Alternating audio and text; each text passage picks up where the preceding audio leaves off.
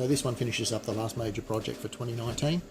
There might be a couple of small updates before the year's out, but if I don't get a chance to talk to you before the year winds down, I hope everybody has a great holiday season.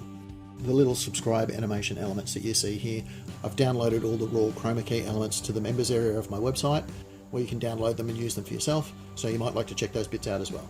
So just follow the link in the description for that one.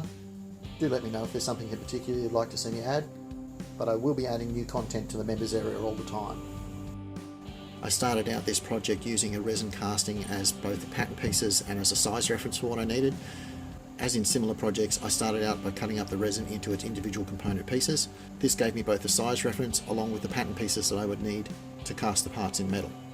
The scale and the overall details of the resin casting was pretty reasonable, but the casting itself wasn't all that crash hot, and as a result some parts ended up being very usable, whilst other parts like the shrouds had a lot of distortions in the overall shape, which made it quite difficult to clean up into a usable piece. I ended up using a 3D printed version along with the resin cast parts to come up with a combined version which was overall more accurate. The pump action cage section was quite tricky to make, and it took a couple of attempts to get it right to the point where I was happy with it.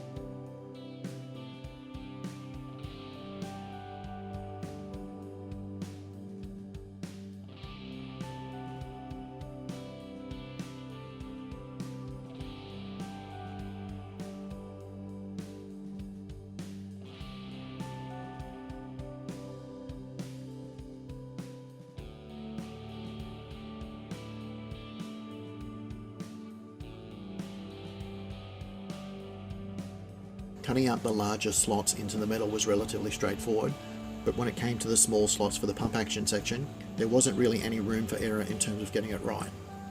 For that reason, I made up two different jigs. One was for the spacing of it, and the other one was for the overall size of the cut of each slot. Once I had the spacing right, I could then rough cut the slots with the milling machine, and then go over each of them with a series of small hand files until they each matched the proper size that I was going for.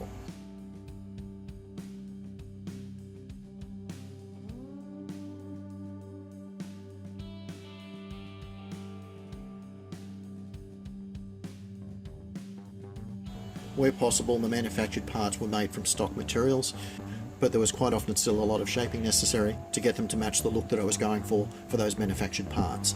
And I still had to work out all the internal spring mechanisms, slides and levers so that it would operate correctly.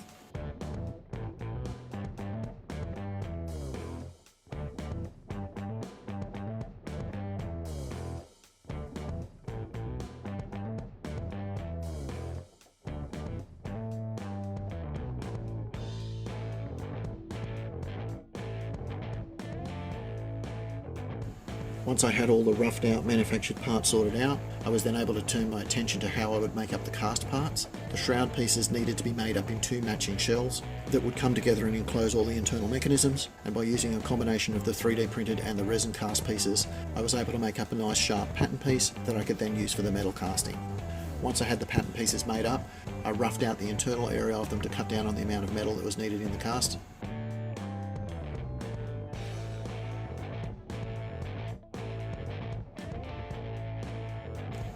Now that I've got those pattern pieces, I can pour some molten metal and get the real world equivalent that we're going for.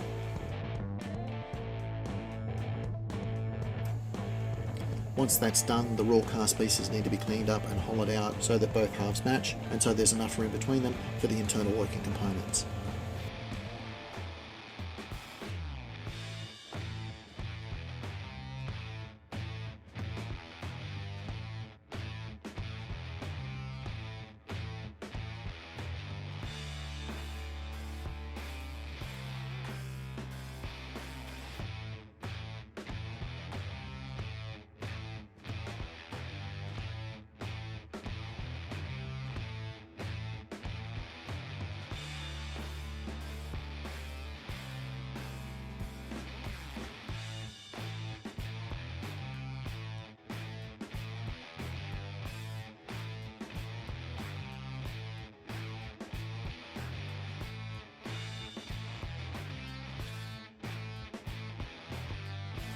Once the basic alignment was done on the shroud pieces, I then had to do that same cleanup process for both the trigger section and the pump action piece, along with getting the alignment right so the pump action pieces slid properly across the cage section.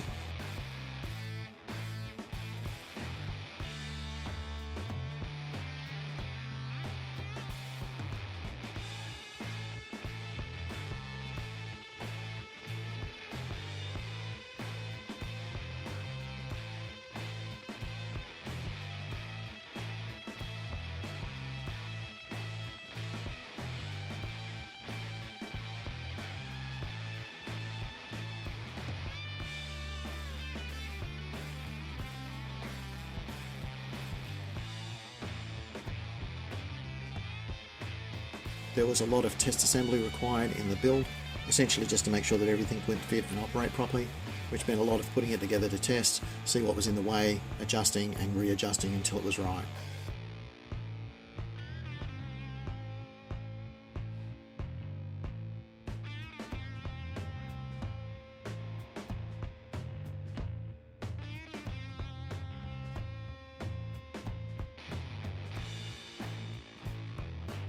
There was quite a bit of work needed on the small details as well. Things like the clips and levers had to look just right, and where possible I made working versions of them.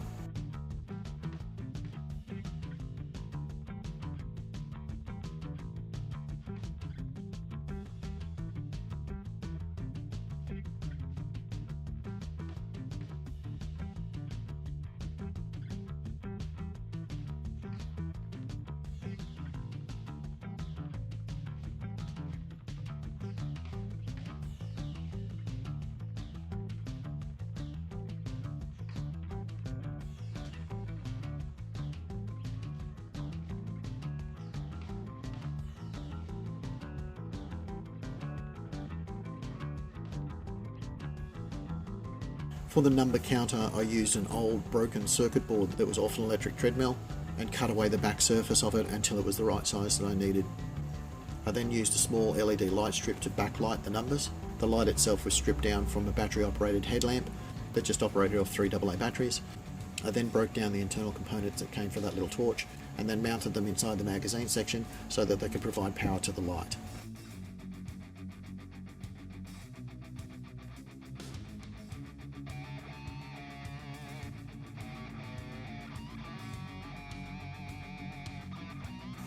The final weathering was done with 1000 grit sandpaper just to rough up the edges and make it look like there'd be more wear on it. I also added a very light mist of the flat black spray paint just to cut down the sharpness and cleanliness of the brown paint and to give it a slightly more worn look. The sling that I'm using for it is a screen accurate version, but it's way too new looking, so I'm using a combination of both, again, the black spray paint and the clear spray paint, along with plain old dirt out of my garden just to rough it up and make it look a lot more worn and used.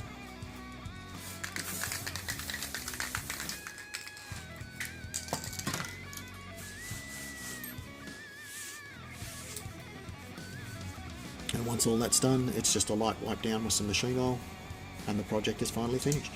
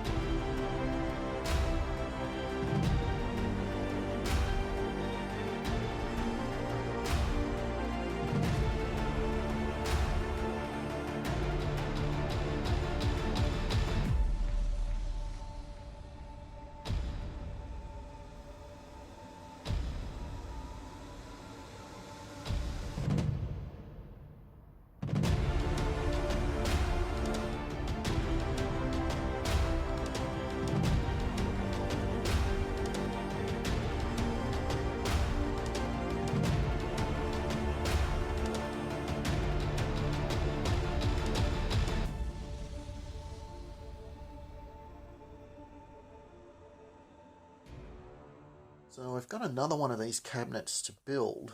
And Just measuring that up on the inside, that's 115 centimetres. And a 1/4 scale of this thing would be 105 centimetres. So there's enough depth there as well, and there's more than enough height. So that could make for an interesting project.